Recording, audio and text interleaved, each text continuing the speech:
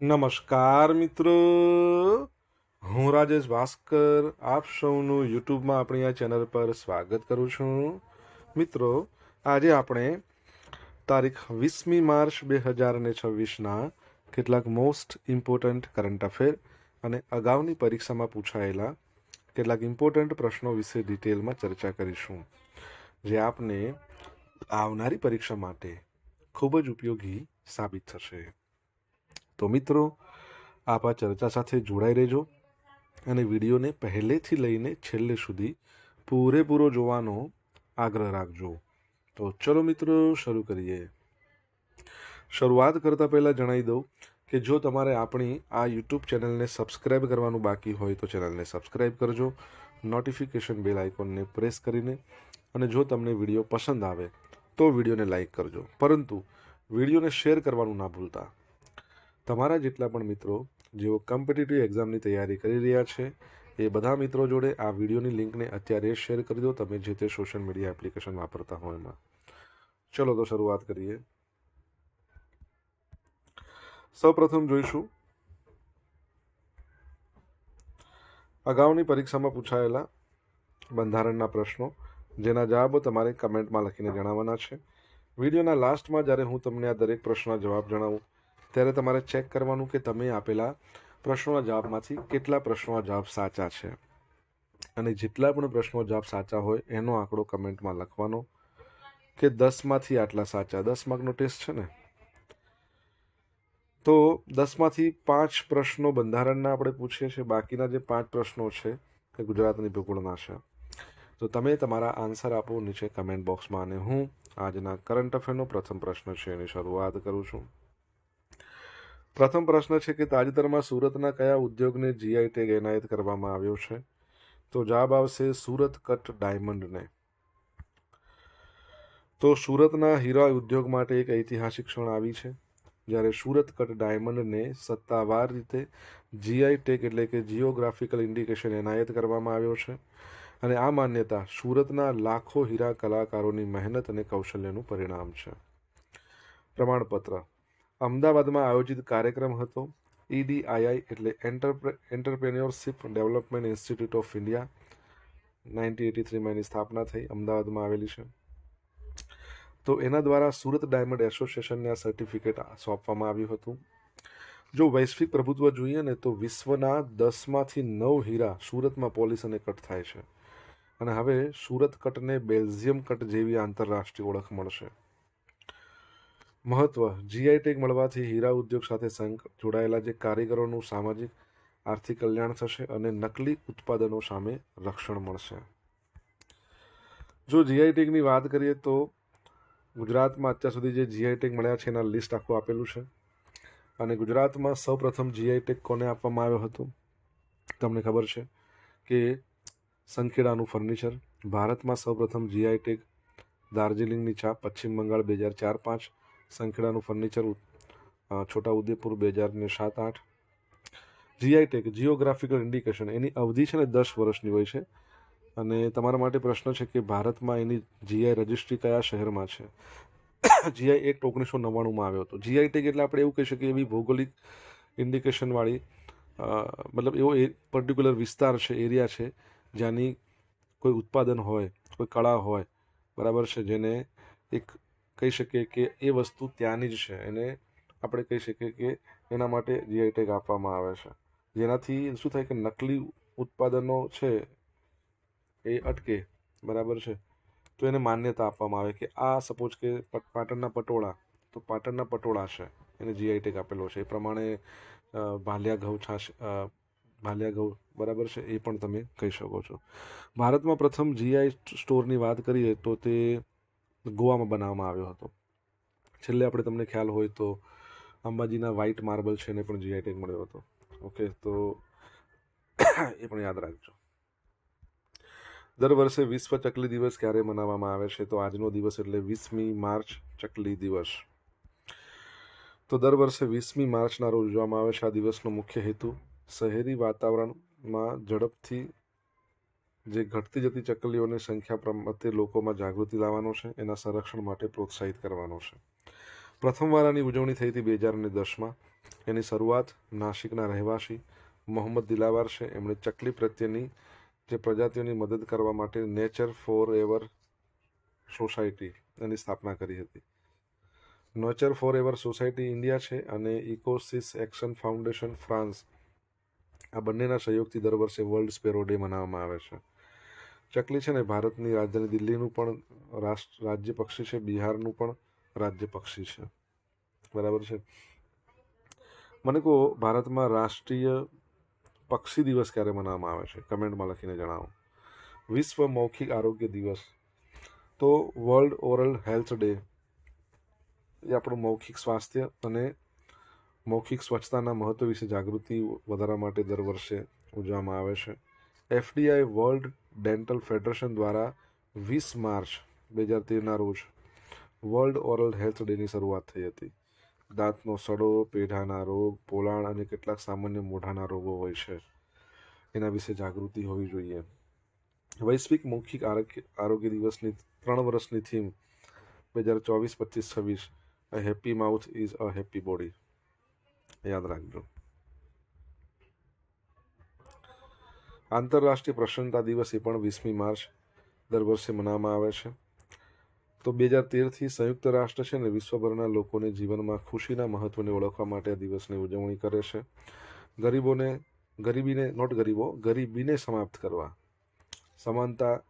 અસમાનતા લાવવા, અસમાનતા ઘટાડવા, આપણા ગ્રહને સુરક્ષિત રાખવા યુનાઇટેડ નેશન્સ છે અને 2015માં 17 સસ્ટેનેબલ ડેવલપમેન્ટ ગોલ છે, ટકાઉ વિકાસ લક્ષ્યોની શરૂઆત કરી હતી. 3 મુખ્યના પાસા છે: સુખાકારી અને સુખ તરફ જે દોરી જાય છે. દર વર્ષે ઇન્ટરનેશનલ ડે ઓફ હેપીનેસ છે ને ત્યારે જ પેલો સૂચકાંક જાહેર કરવામાં આવે છે, વર્લ્ડ હેપીનેસ ઇન્ડેક્સ. તમારા માટે પ્રશ્ન કે ગયા વર્ષે ભારત કયા નંબર પર હતું? આ વર્ષે આજનો આ વર્ષનો ઇન્ડેક્સ હજુ રજૂ થશે, પછી આપણે એ ભણીશું. World day of theatre for children and young people 20મી માર્ચ. તો બાળકો અને યુવા લોકો માટે વિશ્વ રંગભૂમિ દિવસ પણ દર વર્ષે 20મી માર્ચના રોજ સમગ્ર વિશ્વમાં ઉજવવામાં આવે છે, જેથી બાળકો અને યુવાનો માટે રંગભૂમિની કળા તરફ વ્યાપક લોકોનું ધ્યાન આકર્ષિત થાય. આ દિવસ international association of theatre for children and young people એના દ્વારા સંચાલિત એક અભિયાન છે. Take a child to the theatre today, આ એનો મુદ્રાલેખ કહો કે સૂત્ર કહો, આ સંદેશ દ્વારા આ દિવસનો પ્રચાર અને ઉજવણી થાય છે. બરાબર છે. તો એ પણ યાદ રાખજો. આગળ વધીએ. ઇસરો દ્વારા CE-20 ક્રાયોજેનિક એન્જિનનું સફળ પરીક્ષણ કરવામાં આવ્યું. તો ઇસરોએ તાજેતરમાં 10મી માર્ચના રોજ તમિલનાડુનું જે મહેન્દ્રગિરી છે ને ત્યાં આવેલું છે પ્રોપલ્શન કોમ્પ્લેક્સ, ત્યાં 22 ટન થ્રસ્ટ લેવલ ઉપર CE-20 ક્રાયોજેનિક એન્જિનનું હોટ ટેસ્ટ સફળતાપૂર્વક પૂરું કર્યું. એન્જિનને 165 સેકન્ડ સુધી સતત ચલાવવામાં આવ્યું હતું. આ પરીક્ષણ સી લેવલ દરિયાઈ સપાટી પર કરવામાં આવ્યું હતું, જે ટેકનિકલી ઘણું પડકારજનક હોય છે. લોન્ચ વ્હીકલ માર્ક 3 રોકેટમાં ભૂમિકા. CE-20 એન્જિન ભારતની સૌથી શક્તિશાળી rocket system launch vehicle mark 3ના ઉપર ક્રાયોજેનિક સ્ટેજને પાવર આપે છે. પેલોડ ક્ષમતામાં વધારો. અત્યાર સુધીમાં આ એન્જિન પર 19 ટનનું થ્રસ્ટ કામ કરતું હતું. થ્રસ્ટ એટલે આપણે સિમ્પલ શું કહી શકીએ કે જ્યારે રોકેટની અંદર જે બળતણનું દહન થાય, ઓક્સિડાઇઝર મળે અને ફ્યુલ, એટલે એ બધા ગરમ વાયુઓ પાછળ ફેંકે અને ગરમ વાયુ છે ને એને એક ધક્કો આપે થ્રસ્ટ એટલે, અને એ ધક્કો કેટલો છે એને બસ કહેવાય છે. તો અત્યાર સુધી 19 ટનનું હતું, હવે 22 ટન થયું છે. એના કારણે તે આગળ વધે છે રોકેટ.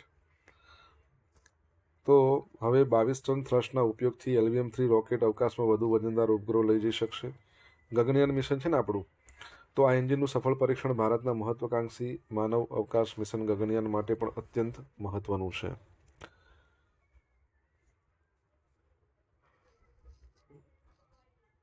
ઇસરોની વાત કરીએ. 15મી ઓગસ્ટ 1969માં સ્થાપના. બેંગલુરુમાં એનું હેડક્વાર્ટર આવેલું છે.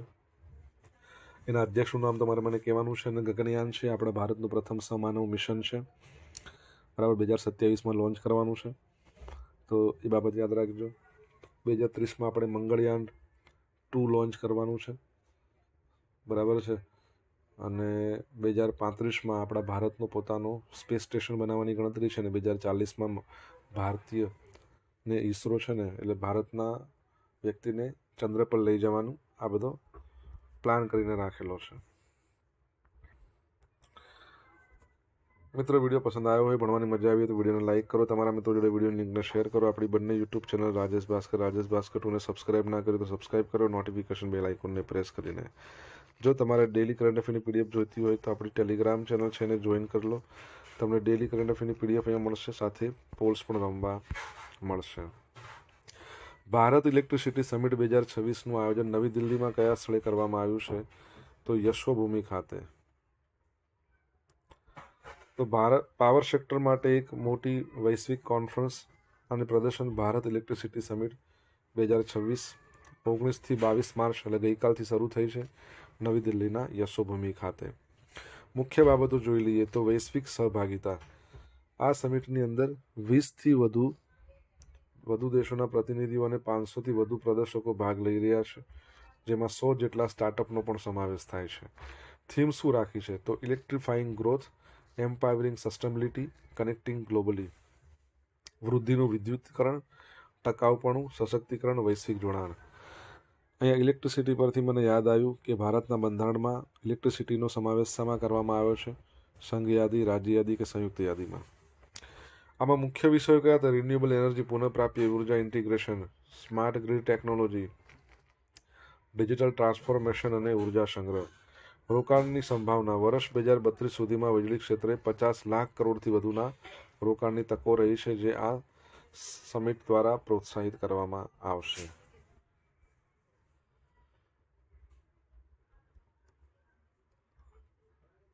જલ જીવન મિશનને કયા વર્ષ સુધી લંબાવવામાં આવ્યું છે? ડિસેમ્બર 2028 સુધીમાં. તો કેન્દ્રીય કેબિનેટે જળ જીવન મિશનને ડિસેમ્બર 2028 સુધી લંબાવવાની મહત્વની મંજૂરી આપી છે. હવે આ મિશન માત્ર પાઇપલાઇન નાખવાને બદલે પાણીની ગુણવત્તા અને ટકાઉપણા પર વધુ ધ્યાન કેન્દ્રિત કરશે. મુખ્ય ફેરફારોની વિગતો જોઈ લઈએ. બજેટ. આ મિશન માટે 8.69 લાખ કરોડનું બજેટ નક્કી કર્યું છે, જેમાં કેન્દ્રીય સહાય કેટલી કરી છે? 3.59 લાખ. સુજલમ ભારત. એક નવું ડિજિટલ ફ્રેમવર્ક પણ લોન્ચ કરાયું છે, જેમાં દરેક ગામને યુનિક સુજલ ગાંવ આઈડી અપાશે. જલ અર્પણ. ગ્રામ પંચાયતો પ્રોજેક્ટની સફળતાનો ખરાઈ કરશે.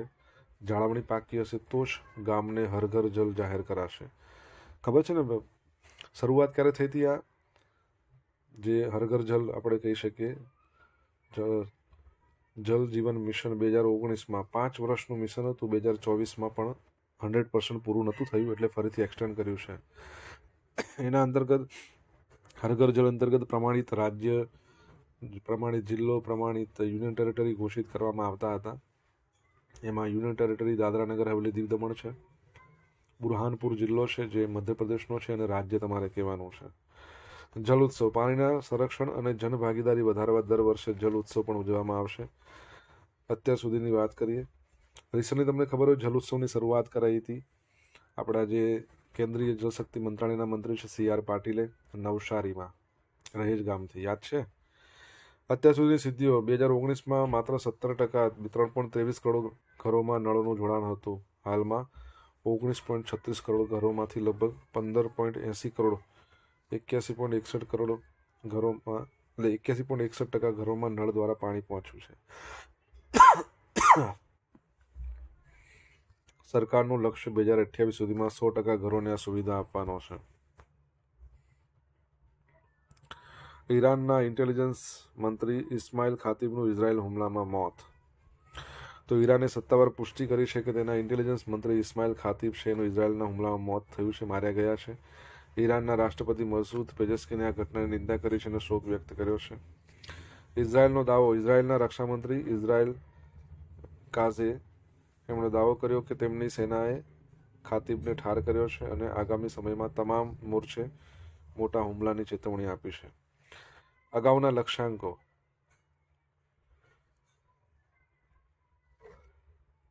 આ હુમલો ઇઝરાયલ દ્વારા ઈરાનના અન્ય ટોચના સુરક્ષા અધિકારીઓ અલી લારીજાની અને બસીજ પેરામિલિટરી ફોર્સના કમાન્ડર ગુલામ રેજા સુલેમાનીને નિશાન બનાવ્યા બાદ કરવામાં આવ્યો છે.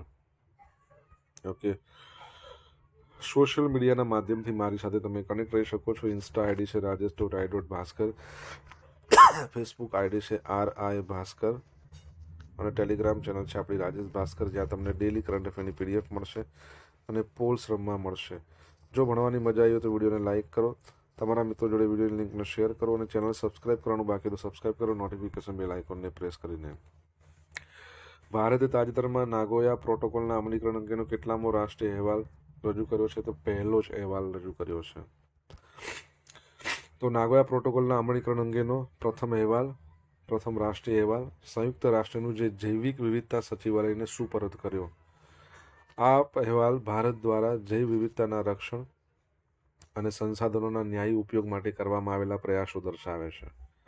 આ અહેવાલની વિગત આપણું પર્યાવરણ, વન અને આબોહવા પરિવર્તન મંત્રાલય છે ને એને દ્વારા રાષ્ટ્રીય જૈવ વિવિધતા સત્તામંડળના સહયોગથી તૈયાર કરવામાં આવ્યો છે. તમારા માટે પ્રશ્ન છે, આના મંત્રી કોણ છે?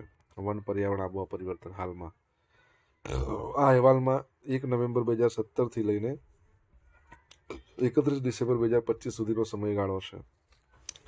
નાગોયા પ્રોટોકોલ શું છે? તો તે જૈવિક વિવિધતા પરનો કન્વેન્શન એ હેઠળનો એક આંતરરાષ્ટ્રીય કરાર છે, જે આનુવાંશિક સંશોધનો સુધી પહોંચ અને તેનાથી થતા લાભોની સમાન વહેંચણી, એક્સેસ એન્ડ બેનિફિટ શેરિંગ સાથે સંબંધિત છે. હવે ભારતનું ત્રિસ્તરીય માળખું છે. રાજ્ય સ્તરે રાષ્ટ્રીય જૈવ વિવિધતા સત્તામંડળ, રાષ્ટ્રીય સ્તરે રાજ્ય જૈવ વિવિધતા બોર્ડ અને સ્થાનિક સ્તરે જૈવ વિવિધતા વ્યવસ્થાપન સમિતિઓ.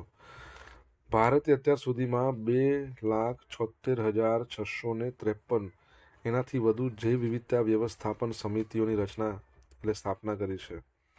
આર્થિક લાભ: ABS માળખાના અમલીકરણ દ્વારા કુલ 216.31 કરોડ રૂપિયા એકત્રિત કરવામાં આવ્યા છે, જેમાંથી 139.69 કરોડ રૂપિયા સ્થાનિક સમુદાયો, ખેડૂતો, પરંપરાગત જ્ઞાન ધરાવતા લોકોને વહેંચવામાં આવ્યા છે. ઓકે. છેલ્લા અભિયાન પક્ષી રિંગિંગ પ્રોજેક્ટ 42 વર્ષ પછી શરૂ. તો 42 વર્ષ પછી ભરતપુરમાં આવેલું છે કેવલાદેવ રાષ્ટ્રીય ઉદ્યાન. એમાં પક્ષીઓને રિંગ એટલે છલ્લા પહેરવાનું કાર્ય શરૂ થયું છે, જેનો હેતુ છે કે પ્રવાસી પક્ષીઓના ઉડાન માર્ગો અને તેમના અંતરની સચોટ માહિતી મેળવવી. સહયોગ: વન વિભાગ અને બોમ્બે નેચરલ હિસ્ટ્રી સોસાયટીનો સંયુક્ત પ્રયાસ છે. હવે 83 વર્ષીય અલી હુસેન છે બિહારના. એમણે આ કામના મુખ્ય નિષ્ણાંત છે. અમેરિકાના લોકોને પણ એમણે આની ટ્રેનિંગ આપી છે.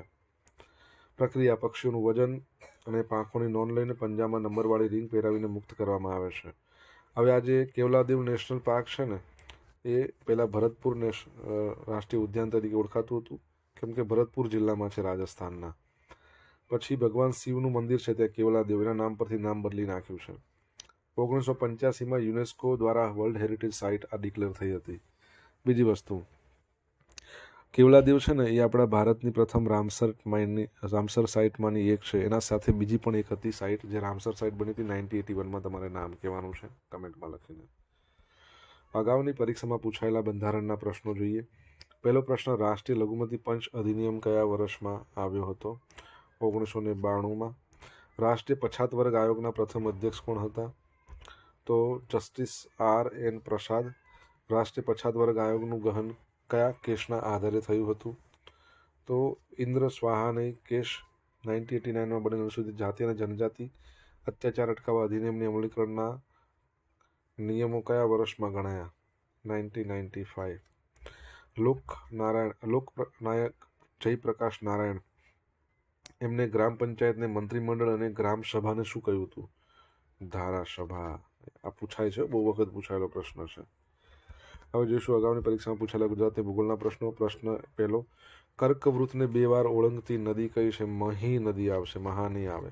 ગુજરાતમાં કેટલી મહાનગરપાલિકા છે? જૂનો પ્રશ્ન છે, ત્યારે 8 આવતી હતી, અત્યારે હવે 8 અને બીજી 9 આવી, એટલે હવે જવાબ આવશે 17. ગુજરાતમાં કયા શહેરને મહેલોનું શહેર કહેવાય છે? તો વડોદરા. ગુજરાતમાં ભેજવાળા પાનખર જંગલો કયા જિલ્લામાં સૌથી વધારે છે? ડાંગ અને વલસાડ. નીચેના પૈકી કયો મોટો ઇરિગેશન પ્રોજેક્ટ ગુજરાતમાં આવેલ નથી? ભીમા, કર્ણાટક. ગઈકાલે પૂછેલા પ્રશ્નોમાં જવાબ જોઈ લઈએ. કોલ રિસ્પોન્સ 2026 લશ્કરી કવાયત કઈ સંસ્થા દ્વારા આયોજિત થઈ? તો નાટો દ્વારા. 2025ના ગુજરાતી ભાષાનો સાહિત્ય અકાદમી પુરસ્કાર યોગેશ વૈધને ભટ્ટ ખડકી લખવા બદલ કવિતા છે. હવે આજે પૂછેલા પ્રશ્નો જવાબ જોઈ લે. પહેલો પ્રશ્ન, જીઆઈ ટેગ માટેની રજિસ્ટ્રી ક્યાં આવેલી છે? તો ચેન્નાઈમાં આવેલી છે. સેકન્ડ પ્રશ્ન, રાષ્ટ્રીય પક્ષી દિવસ ભારતમાં ક્યારે મનાવીએ છીએ? 12મી નવેમ્બર. સલીમ અલીનો જન્મદિવસ છે, પક્ષીવિદ જાણીતા, બર્ડમેન ઓફ ઇન્ડિયા કહેવાય છે એમને. વર્લ્ડ હેપીનેસ ઇન્ડેક્સમાં ભારત 118માં નંબર હતું 2025માં. આજે નવો ઇન્ડેક્સ બહાર પડશે, પછી ચેન્જ થશે. જો ઇસરોના અધ્યક્ષ છે વી નારાયણન. શું છે? વી નારાયણન. 5મા નંબરનો પ્રશ્ન શું હતો? ઇલેક્ટ્રિસિટી ભારતના બંધારણની સંયુક્ત યાદીમાં છે અથવા સમવર્તી યાદીમાં.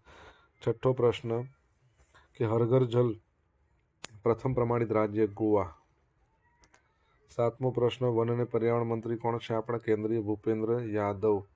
અને 8મા નંબરનો પ્રશ્ન હતો કેવલાદેવ રાષ્ટ્રીય ઉદ્યાન, એની જોડે જોડે ચિલ્કા સરોવર ઓડિશાનું છે ને, એ બંને 1981માં રામસર સાઇટ બની હતી, ભારતની પ્રથમ. ગઈકાલના કરંટ અફેરમાંથી પૂછેલા કેટલાક ઇમ્પોર્ટન્ટ પ્રશ્નો જેના જવાબો તમારે કમેન્ટમાં લખવાના છે. ગુજરાતની કઈ વિધાનસભાની બેઠક પર પેટા ચૂંટણી યોજાશે? તાજેતરની વાત છે. ગુજરાતમાં યુસીસી ડ્રાફ્ટ તૈયાર કરવા માટે રચાયેલી સમિતિના અધ્યક્ષ કોણ છે? જવાબ આવડે તો કમેન્ટમાં લખજો. આ હતા આજના દિવસના કેટલાક મોસ્ટ ઇમ્પોર્ટન્ટ કરંટ અફેર અને અગાઉની પરીક્ષામાં પૂછાયેલા ઇમ્પોર્ટન્ટ પ્રશ્નોના જવાબોની સાથે. આશા રાખું બધાને ભણવાની મજા આવી હશે. મજા આવી તો વિડીયોને લાઇક કરો, તમારા મિત્રો જોડે વિડીયો શેર કરો. આપણી બંને યુટ્યુબ ચેનલ રાજેશ ભાસ્કર 2ને સબસ્ક્રાઇબ કરો, નોટિફિકેશન બેલ આઇકોનને પ્રેસ કરીને. તો મિત્રો thank you so much for watching this video. Have a nice day. જય હિન્દ, જય ભારત, જય જય ગરવી ગુજરાત.